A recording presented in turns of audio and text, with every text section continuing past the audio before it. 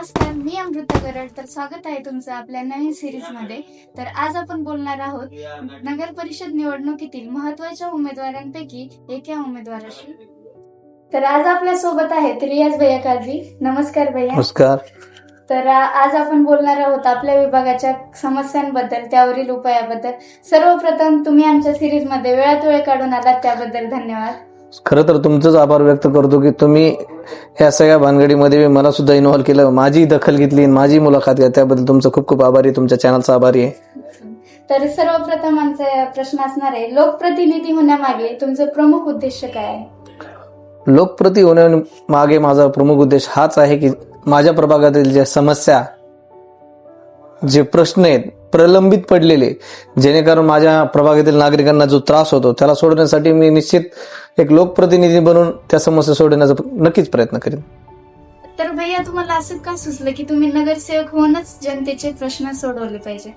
नगरसेवक होऊनच जनतेचे प्रश्न सोडवण्यामागचा उद्देश हाच आहे की जोपर्यंत माणूस प्रशासकीय पदावर राहत नाही, कोणत्या एका शासकीय पदावर राहत नाही, तोपर्यंत त्याची दखल घेतली नाही, त्याच्या कामाची दखल घेत नाही. आता अधिकाऱ्यासमोर समजा एक सामान्य व्यक्ती चाललाय रियाज काझी, तर तो त्याला ह्याच दृष्टिकोन बघणार, हा काय व्यापारी आहे, चला ठीक आहे, शो ऑफ करत असेल किंवा फोटो सेशनचा माणूस असं कोणाला काय वाटतंय. पण जर मी एक नगरसेवक ह्या उद्देशानं लोकांचे प्रश्न घेऊन जर कार्यालयात गेलो, कुठे गेलो, तर नक्कीच ते तिथं दाद देतील. आणि राहिला प्रश्न माझा की मी नगरसेवकच होऊन का सामाजिक कार्य करण्याचा प्रयत्न करतो, त्याचं उत्तर तुम्हाला भेटलंय.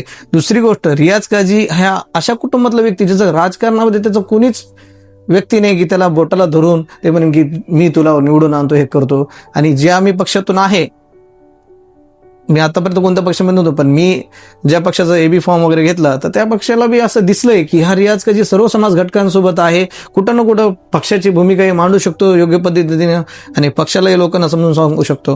राहिला विषय मी लढून येण्याचा, तर नक्कीच मायबाप जनता मला सहकार्य करून तर निवडून आणणारच. आणि त्याचबरोबर तुमची ही पहिलीच वेळ असं म्हणताय, तर तुम्हाला कसं वाटते?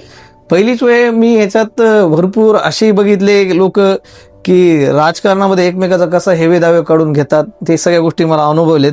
पण असो, भ्रष्टाचाराबद्दल तुमची प्रमुख भूमिका काय असेल?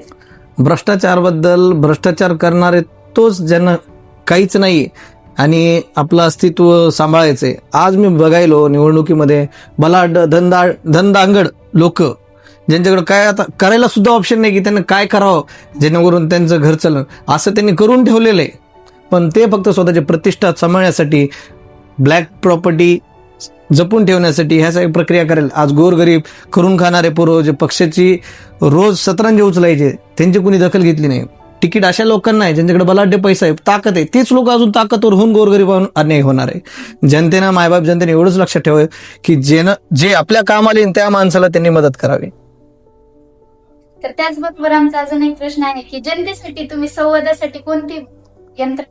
जनतेसाठी संवादासाठी मी माझ्या आतापर्यंत जे केलेलं काम आहे, कार्य, सामाजिक कार्य असो, राजकीय क्षेत्रात जे काही योगदान असो, व्यापारी महासंघामध्ये जे केलेलं कार्य असो, त्याची एक पावती जनतेपर्यंत आहेच. पण door to door, people to people जाऊन मुलाखत घेऊन फोनद्वारे, माझ्या मित्र कंपनीद्वारे, माझ्यावर 4 वर्ग एक समाजाचा नाहीये, माझ्यावर प्रेम करणारे असंख्य हिंदू बांधव, बौद्ध बांधव, प्रत्येक समाज घटकातील लोक माझ्यासोबत आहे. ते अंधारातून का असे ना, मग उजेडातून का असे ना, रियाज काझी सोबत आहेत. कारण की रियाज काझीने सर्व समाज घटकांना सोबत घेऊन वेगवेगळ्या पद्धतीने लोकांचे सामाजिक कार्य केलेले आहेत.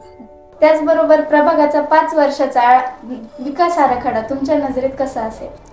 खरं तर मायबाप जनतेनं जर मला माझ्यासारख्या सामान्य कुटुंबातील व्यक्तीला जर निवडून दिलं, जे 5 वर्षासाठी त्यांनी जर प्रश्न ठेवले असतील, हा रियाज काझी 1 वर्षामध्ये पूर्ण करीन आणि येणारे 4 वर्ष ते जे म्हणतील नागरिकांमध्ये नगरसेवकामार्फत जे त्यांना सेवा होईल, ते प्रशासकीय असो किंवा राजकीय असो, कौटुंबिक वाद असो किंवा कौटुंबिक काही गरजा असो, जिथं त्यांना गरज पडत असेल की रियाज काझी हा सॉल्व्ह करू शकतो, त्या गोष्टीला नक्कीच मी पूर्ण उतरेल. त्याचबरोबर आमचा अजून एक महत्वाचा प्रश्न आहे की इतर उमेदवारापेक्षा तुम्ही कशा बाबतीत वेगळे आहात?